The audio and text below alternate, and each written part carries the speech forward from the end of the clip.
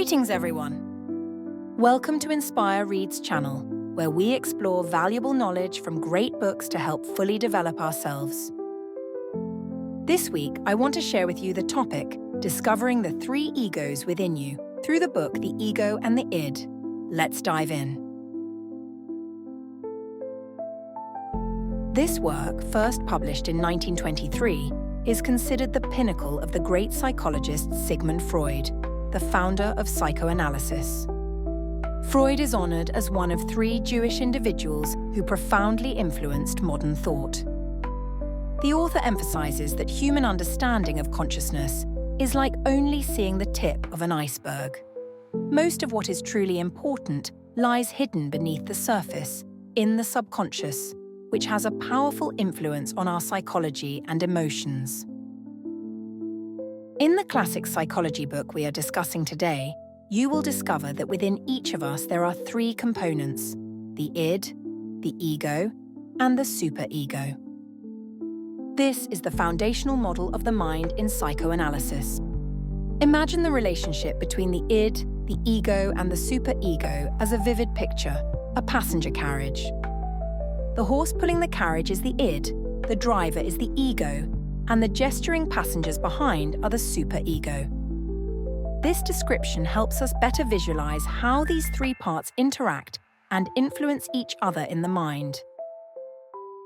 The id represents the most instinctual desires of humans. When the id takes control, you act based on the pleasure principle, expressing your unconscious desires. In contrast, the ego is your rational mind. When the ego is in charge, it translates these desires into practical principles, helping you responsibly handle daily tasks. The superego, on the other hand, is your moral voice. It sets standards and goals to evaluate your behavior, guiding you to become the best version of yourself, the ideal self that everyone aspires to be.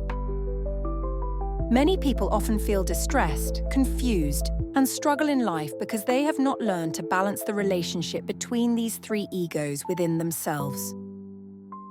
Today, we will explore the three egos, the id, the ego, and the superego, to better understand the person within us. Let's listen and discover the fascinating content of this sharing session together. Feelings of inferiority often arise when your ego and superego are in conflict. Have you ever felt this way? Actually, you have many strengths and have done many things well, but you always feel inferior to others. Even though you are dedicated to your work, when facing difficulties, you blame yourself for not doing well. You are friendly, but when in conflict with others, you think you are not okay and unworthy of love. If you have ever thought many times that you are not hardworking enough, not good enough, not excellent enough, or not confident enough, then consider the author's famous conclusion: when the ego and superego are in harmony, we feel happy. But when they are in conflict, it creates feelings of inferiority or guilt. Many people often deny themselves because they over-idealize their superego. In their minds, the superego is a perfect version, always admired by everyone, never failing, and capable of doing everything well. But when the superego is excessively worshipped, the ego starts to self-loathe. In the book The Courage to be Disliked, the author tells about a philosopher who was only 1.55 meters tall. When he went to work or travel, he always felt like someone was pointing at him from behind, making him very uncomfortable. He confided to his friends, "If I were 20 cm taller or just 10 cm tall, I would definitely be happier." But his friends said that those he thought were criticizing him were not talking about his height. They were saying he was a kind person, knowledgeable, and had a great personality. The philosopher realized that what made him feel uncomfortable and inferior was his own thoughts, not from others. The feeling of inferiority originated from his ego, fantasizing about becoming an ideal superego with a taller, more handsome appearance. Because of this, he unintentionally hated himself. The more you feel inferior and desire to become more ideal in appearance, family background, education, or career, the greater the gap between the ego and superego will be. When this balance is lost, you cannot live true to yourself. A writer once said, "Everyone has about 10 advantages. If not all 10, at least 3 to 4. In this world, everyone has their own strengths and weaknesses. Blindly belittling yourself will only imprison you in the narrow cage of the ego and make you miss opportunities to grow and change. In the classic psychology book, What is the Meaning of Life?, Adler writes about inferiority and transcendence, emphasizing that inferiority feelings in most people originate from comparison.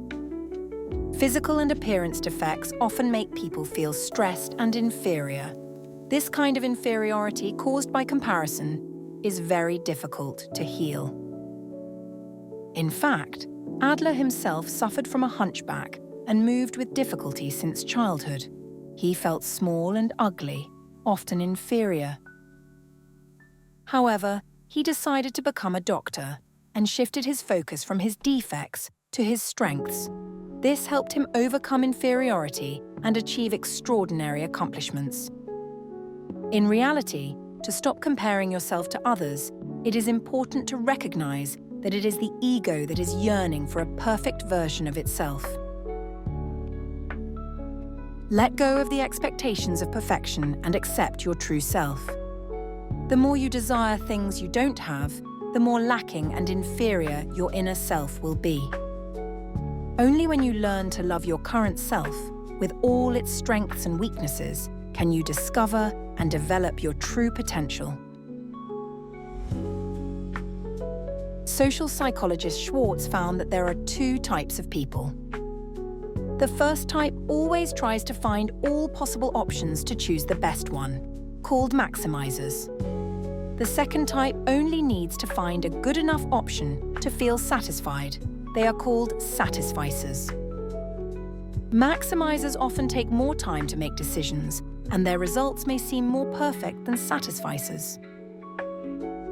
However, the sad reality is that no matter how perfect the decision, they may still be dissatisfied with their choice.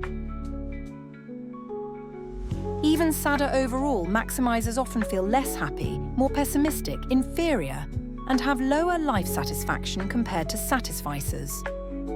They are also more likely to regret, blame themselves, and fall into depression.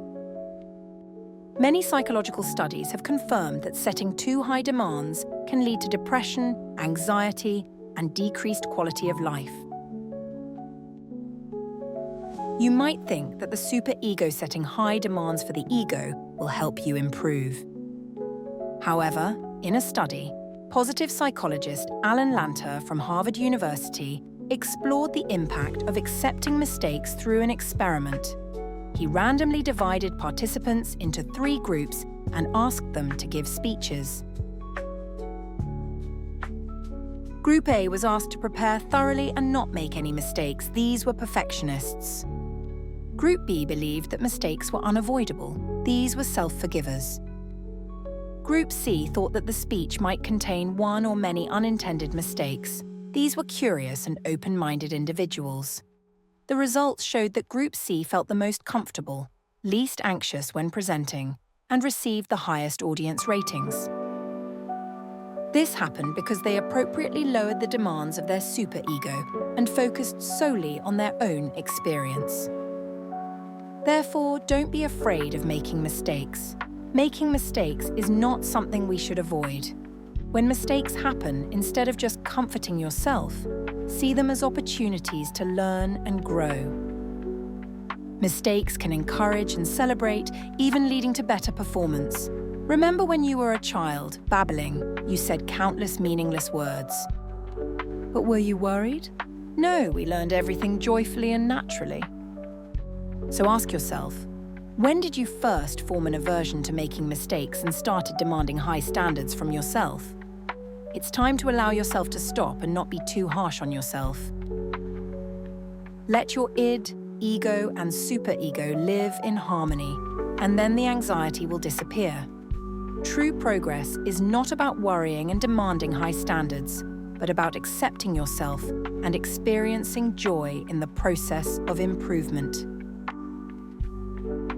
Inability to escape the past is because the ego does not accept the id. Freud discovered a phenomenon from 2-year-old children. When their mothers left, children often threw toys out of the crib and staggered to pick them up. The children's purpose was to avoid feelings of helplessness and dispel the sadness of separation. Freud called this phenomenon the compulsion to repeat. When a person is unwilling to accept the weakness of the id, they cannot escape the prison of negative emotions and continue to repeat the cycle of suffering. I have a friend. When she was young, her parents often had to work far away, so she was frequently sent to stay at other people's houses for a few days. Sometimes at relatives' houses, sometimes at neighbours' houses. The fear of unfamiliar environments and the feeling of being abandoned gradually made her reluctant to express her true feelings. Therefore, as she grew up, she had difficulty in intimate relationships. She rarely asked others for help and only spoke out when she had resolved everything herself. Her relationships often did not last long because her partners felt she was too distant. Although she longed for intimate relationships, fearing she would be abandoned again, she subconsciously chose to isolate herself. This is a manifestation of not accepting the weak id. When you are hurt, the sadness and despair from the id are like bruises in the subconscious. No matter how you try to avoid, deny, or defend, they will still drown you in suffering. The only way to escape this is to honestly face the feelings of the id. A person who goes through suffering but does not feel, experience, and reconcile with themselves will never release the pain. The reason you cannot live the life you want is because the ego doubts the superego. The psychology book The Crowd by French psychologist Gustave Le Bon had a profound influence on Freud. In this book, Le Bon introduced the theory of collective unconscious. What is the collective unconscious? When a drop of water exists independently, it can be rainwater, river water, or seawater. But when it merges with other drops, it is just a molecule of river water, a molecule of seawater. Similarly, we are individual beings, each with our own distinct characteristics. Some people are warm-hearted, while others are distant. But when we blend into a group, individual personality often fades, and our thoughts are replaced by the group's thoughts. When facing a group, we often suppress our expressions and emotions. For example, when I buy something I like and want to post it on social media to express my joy, I fear others will think I am showing off, so I decide to delete it. In a meeting, even if I disagree with a colleague's opinion and want to voice my own, I fear others will think I am uncooperative, so I choose to remain silent. You will find that in life there are many similar situations. Freud pointed out that from the psychology of the collective unconscious, there are reasons leading to these behaviors. When an individual exists alone, separate from the group, they feel they are not perfect. Therefore, people gradually abandon their ideal self, the superego, and shift to the group's ideal, represented by the leader. The world is always crowded and bustling, and people cannot live without connections. We are easily overwhelmed by the noise of the outside world and swayed by others' opinions, which is unavoidable. However, the measure of maturity is not following others' standards, but always following your own path. Have you ever met people who sing poorly but still volunteer to sing? Or people who speak haltingly but love to give speeches? Do you think they are showing off? If so, it means you have unconsciously accepted the crowd's mentality that only when you are truly good and perfect can you dare to show yourself, otherwise you will be ridiculed. And you may desire to become someone outstanding in the crowd. There is a real story like this. A person who loves playing the guitar wanted to perform in front of everyone at a party. He mustered all his courage to go on stage, but because he was a beginner, he was not proficient. Some suggested he should practice more at home, while others mocked him for making noise.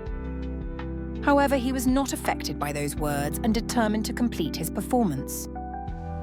Afterward, he sincerely told everyone, "I know I'm not good at playing, but no matter how people judge, I really enjoy this process." Others' expectations will always shake our desires, but how can others' evaluations not affect you? There is a saying, voices from the outside world are only for reference. If you feel unhappy, don't refer to them. We come to this world not to seek others' approval, but to do what we like, live the life we want. However, that does not mean you can disregard everything, ignore everyone around you, and act arbitrarily. The important thing is that you need to have a correct understanding of yourself when standing among the crowd. Don't look up to an external ideal. No matter how hard you try, you cannot please everyone. Instead of worrying about others' judgments, focus on your inner desires and strive to live according to your own ideal path. As the author said, the root of human pain lies in the incompatibility between subjective desires and objective reality. We often exaggerate the difficulty of reality, thinking that all pain comes from life's ups and downs and unfortunate circumstances. But in fact, when you understand that you have 3 egos, you will know which ego is overwhelming and causing imbalance within you. Subjective desires truly determine your fate. Don't immerse yourself in the desires of the id. Don't be overwhelmed by the expectations or fears of the ego when judged by others. And don't get lost in the excessive demands of the superego.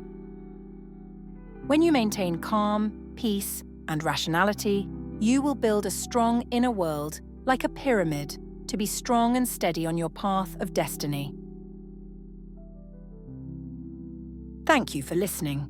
If you find this video helpful, please share it with those who need it. Don't forget to like, subscribe, and turn on notifications so you won't miss the latest videos each week. Thank you, and see you in the next videos.